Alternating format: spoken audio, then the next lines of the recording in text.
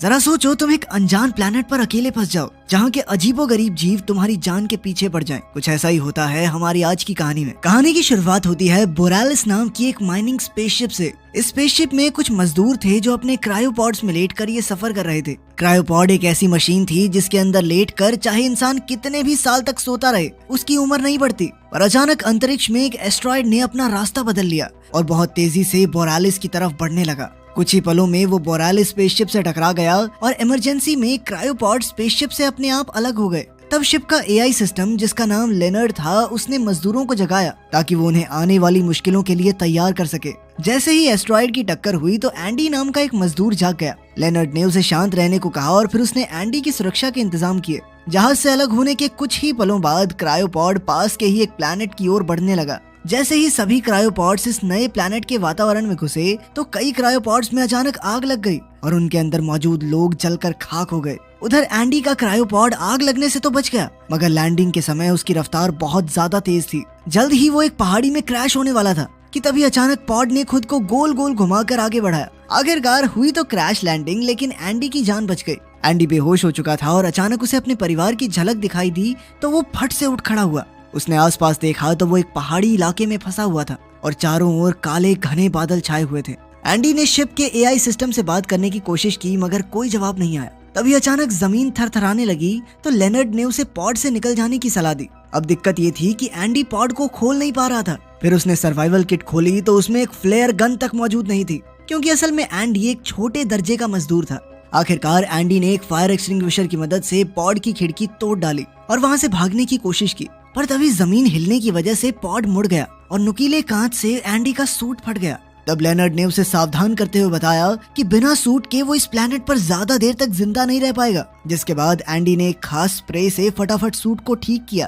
तभी लेनर्ड ने एंडी को बताया कि पॉड में आग लग चुकी है। अब एंडी तुरंत जैसे तैसे रेंग कर पॉड से बाहर आया, मगर साथ में वो अपने बेटे का आखिरी खिलौना लाना नहीं भूला। अब वो एक अनजान प्लेनेट पर अकेला खड़ा था। पर तभी उसने जलते हुए बोरालिस जहाज को इस प्लेनेट में घुसते हुए देखा। जैसे ही शिप क्रैश हुई वहाँ जबरदस्त धमाका हो गया। इस धमाके से इतनी जबरदस्त ऊर्जा पैदा हुई कि एंडी बहुत दूर जाकर गिरा, मगर खुशकिस्मती से उसकी जान बच गई। इसके बाद एंडी ने अपने एआई लेनर्ड से पूछा कि इस वक्त वो कहाँ है। तो लेनर्ड ने उसे बताया कि वो एक अनजान प्लेनेट पर है जिसके बारे में इंसानों को कोई खास जानकारी नहीं है और उनका जहाज अपनी असली मंजिल पर नहीं पहुंच पाया।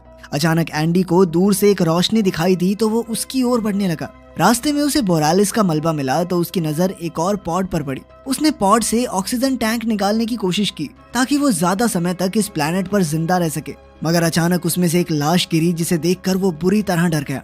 खैर उसने हिम्मत करके ऑक्सीजन टैंक निकाला, मगर वो अब बिल्कुल खराब हो चुका था।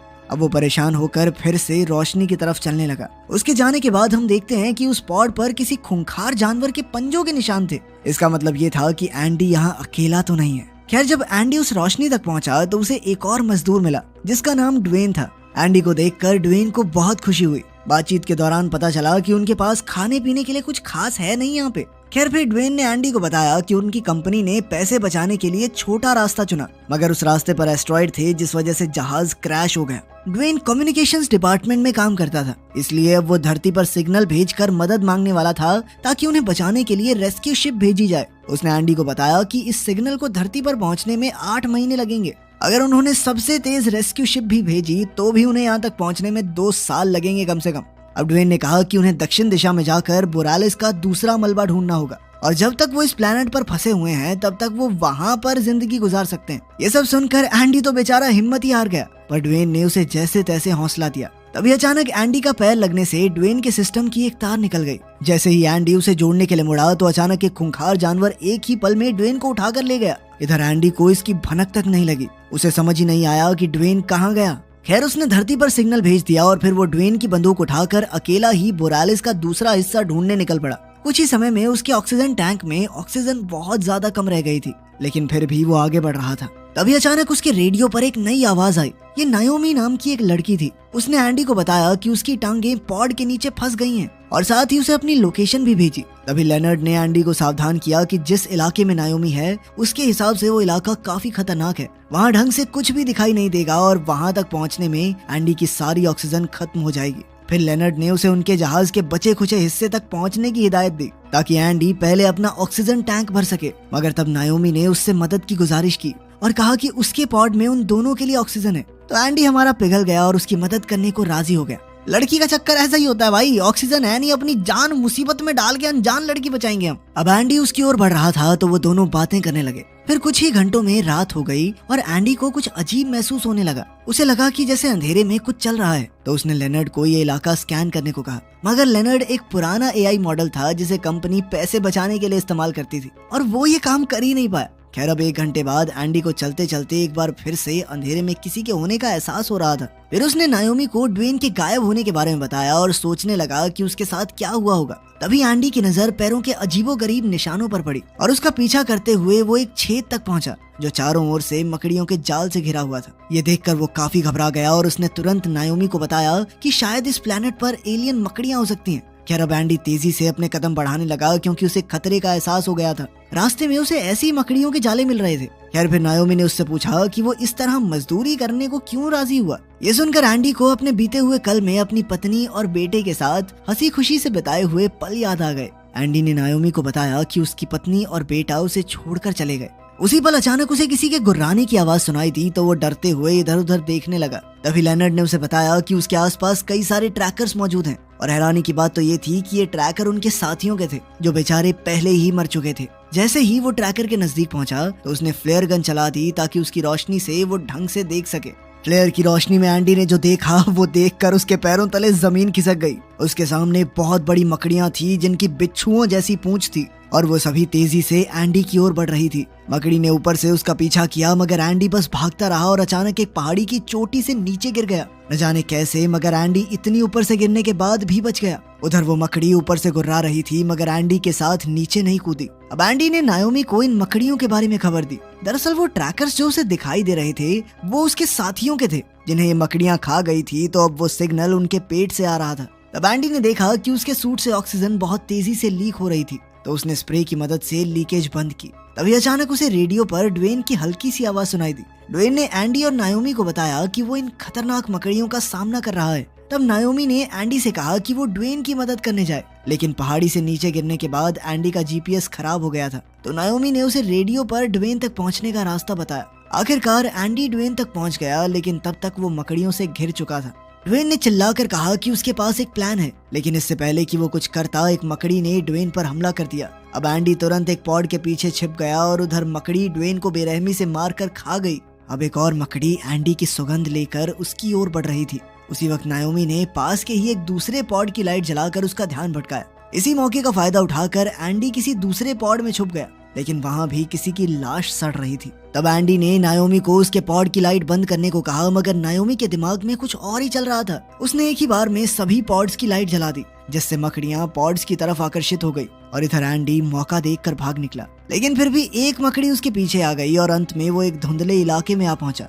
तब एंडी ने नायोमी को जल्द से जल्द अपने पॉड से बाहर आने को कहा मगर नायोमी अब भी फंसी हुई थी। अब नायोमी काफी घबरा गई थी तो एंडी ने उसे प्यार से एक गाना सुनाया जो वो अपनी बीती जिंदगी में अक्सर गाया करता था। इसके बाद नायोमी ने कहा कि ड्वेन मर चुका है और अब इस प्लेनेट पर 2 ही लोग जिंदा बचे हैं। इधर एंडी धुंध वाले इलाके से निकल रहा था कि वो सोच में पड़ गया कि अब मकड़ियों ने उसका पीछा क्यों छोड़ दिया। खैर तभी उसके सामने बैंगनी रंग के बेहद सुंदर जुगनुओं का झुंड आया जिसे देखते ही वो एक पल के लिए वहीं थम गया मगर अचानक वो सभी जुगनू गुस्से से लाल हो गए और उन्होंने एंडी पर हमला बोल दिया।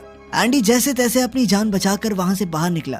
तब नायोमी ने कहा कि हो सकता है मकड़ियां जुगनुओं से डरती हों इसीलिए उन्होंने एंडी का पीछा नहीं किया। इससे पहले कि एंडी कुछ कहता अचानक जमीन से एक विशाल जानवर का मुंह बाहर निकला और एक ही बार में एंडी को निगल गया। उसी पल एंडी की आंखों के सामने उसके परिवार की यादें घूमने लगी। इसके बाद एंडी उस जानवर के शरीर में अंदर था तो उसने लेनर्ड से मदद मांगी। उस जानवर के शरीर का अंदरूनी हिस्सा देखकर उसे लग रहा था कि शायद अब उसे दिल का दौरा पड़ रहा है। खैर तभी लेनर्ड ने एंडी के सूट से एक जहरीली गैस छोड़ दी जिस वजह से उस जानवर का पेट अंदर से जलने लगा और उसने उसी पल उल्टी करके एंडी को बाहर फेंक दिया। इसके बाद एंडी लड़खड़ाता हुआ आगे बढ़ा तो वो एक गुफा जैसी जगह पर गिर गया जो पूरी तरह से जुगनुओं से भरी हुई थी। सभी जुगनुओं ने उसी पल उस पर हमला बोल दिया तो एंडी तुरंत भागकर दूसरी तरफ से बाहर आ गया। उसके जाने के बाद जुगनुओं ने उसका पीछा नहीं किया।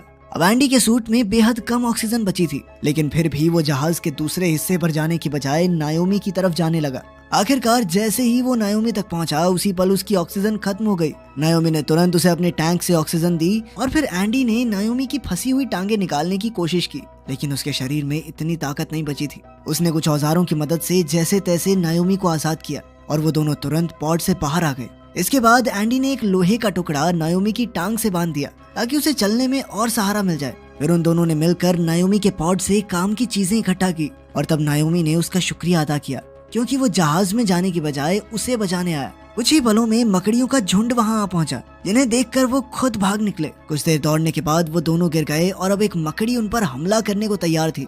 तभी नायोमी ने उस पर अपनी फ्लेयर गन चला दी, जिससे वो खूंखार मकड़ियां उन्हें छोड़कर फ्लेयर गन की तरफ भागने लगी। इस मौके का फायदा उठाकर वो दोनों बोरालिस के दूसरे हिस्से में जा पहुंचे, मगर अब नायोमी से दरवाजा बंद नहीं हो रहा था, क्योंकि कंट्रोल सिस्टम में गड़बड़ी आ गई थी। फिर काफी कोशिशों के बाद वो दरवाजा बंद करने में कामयाब रही, जहाँ एक मकड़ी उसके बीच में कटकर मर गई। इसके बाद मकड़ियों का झुंड जोर जोर से दरवाजे पर हमला करने लगा, जिससे नायोमी और एंडी शिप के और अंदर वाले हिस्सों में जाकर छुप गए। वहाँ इमरजेंसी लाइट्स चल रही थी, जिसका मतलब ये था कि बैकअप जनरेटर अब भी चल रहा था। नायोमी को जहाज के सभी रास्ते पता थे, इसलिए वो आगे बढ़ी और इधर एंडी शिप के बारे में ज्यादा कुछ नहीं जानता था, इसलिए वो नायोमी के पीछे चलता रहा। कुछ ही पलों में उन्हें एक कैबिन मिला, जिसके अंदर ऑक्सीजन मौजूद थी और साथ ही उनके जरूरत का सारा सामान भी। उस कैबिन को खोलते समय अचानक उन्हें खून की धार बहती दिखाई दी और वो समझ गए कि एक मकड़ी बोरालिस जहाज में घुस चुकी है। वो दोनों तुरंत छुप गए और उन्होंने मकड़ी को अंडा देते हुए देखा। फिर मकड़ी ने अंडे को जालों से ढक दिया और उसके खाने के लिए साथ में एक लाश रख दी। ये सब देखकर एंडी को बहुत घबराहट महसूस हुई। इधर मकड़ी को उनके वहाँ होने की भनक नहीं लगी और वो चुपचाप वहाँ से चली गई।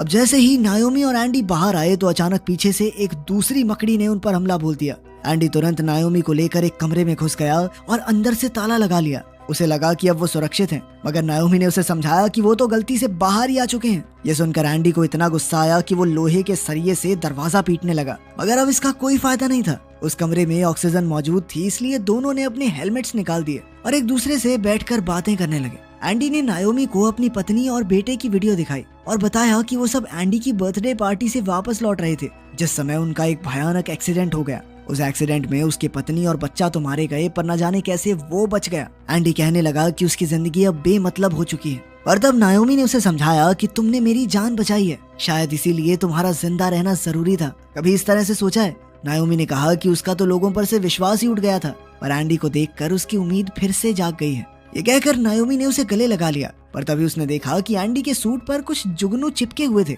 और तभी अचानक बाहर से मकड़ी ने दरवाजा तोड़ डाला और अंदर घुस आई। उसी समय नायोमी ने जुगनुओं का वो छत्ता तोड़कर मकड़ी की ओर फेंक दिया, जिससे मकड़ी उसी पल पीछे हट गई।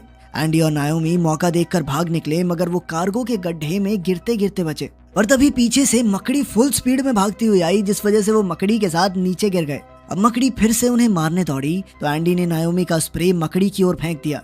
मकड़ी ने जैसे ही स्प्रे को चबाया तो धमाका हो गया, जिससे एक पल के लिए वो सुन्न हो गई। वहीं मौका देखकर नायोमी और एंडी भाग निकले। फिर एंडी ने इस मकड़ी को एक पॉड के नीचे कुचलकर मारने का प्लान बनाया। उसने नायोमी को मकड़ी का ध्यान अपनी ओर खींचने को कहा और खुद एक पॉड को ढूंढने लगा। तब लेनर्ड ने उसे खबर दी कि एक पॉड इस वक्त उनसे 2 फ्लोर ऊपर मौजूद है। अब एंडी जैसे तैसे चढ़कर उस पॉड तक पहुंचा और इधर मकड़ी नायोमी पर हमला कर रही थी। नायोमी की मदद के लिए एंडी ने सभी लाइट्स बंद कर दी और नायोमी मकड़ी के हमले से बचकर भाग निकली।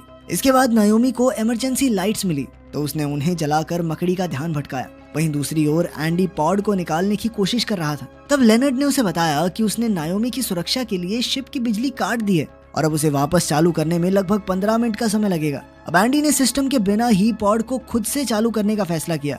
उधर नायोमी ऐन वक्त पर अपनी लाइट्स के सहारे मकड़ी को पॉड के बिल्कुल नीचे ले आई। तब एंडी ने पॉड को चालू करने के लिए उसे अपने सूट से कनेक्ट कर दिया। लेनर्ड ने बताया कि इस तरह उसके एआई सिस्टम में शॉर्ट सर्किट हो जाएगा, यानी फिर लेनर्ड हमेशा के लिए बंद हो जाएगा, उसकी मदद आगे नहीं कर पाएगा। इसके साथ साथ इतनी ऊपर से नीचे गिरने पर एंडी के जिंदा बचने के चांसेस भी काफी कम थे। मगर ये सब जानने के बावजूद एंडी ने अपनी जान खतरे में डालकर पॉड को नीचे गिरा दिया। जो सीधा उस मकड़ी पर जा गिरा। उसी पल एंडी की आंखों के सामने वो एक्सीडेंट आ गया जिसमें उसके परिवार की जान गई थी। पॉड के गिरते ही मकड़ी उसके नीचे कुचलकर मारी गई, मगर इतनी जोर से नीचे गिरने पर एंडी बेहोश हो गया था। उसी पल नायोमी उसके पास पहुंची और फूट फूट कर रोने लगी क्योंकि उसे लग रहा था कि एंडी मर चुका है। लेकिन कुछ ही पलों में अचानक एंडी को होश आ गया और नायोमी ने उसे कसकर गले लगा लिया। उसी पल वहाँ सूरज की पहली किरण आई और उन दोनों ने महसूस किया कि हाँ, खूंखार जानवर तो हैं यहाँ पे, लेकिन नजारा सुंदर भी बहुत है। उसी पल एंडी के एआई असिस्टेंट लेनर्ड की आवाज दोबारा से आई और उसने बताया कि वो अपडेट हो चुका है और अब उसने मौके पर चौका मारते हुए एंडी और नायोमी के लिए एक रोमांटिक गाना बजा दिया, जिसके बाद उन दोनों ने एक दूसरे का हाथ थाम लिया और आने वाले भविष्य की ओर देखने लगे। इस अनजान प्लेनेट पर एक दूसरे के अलावा उनका कोई नहीं था और अगले 2 साल तक तो उन्हें कोई बचाने भी नहीं आने वाला। क्या वो दोनों इस प्लेनेट पर बच पाएंगे? आपको क्या लगता है? कमेंट्स में जरूर बताना। मिलते हैं अगली वीडियो में।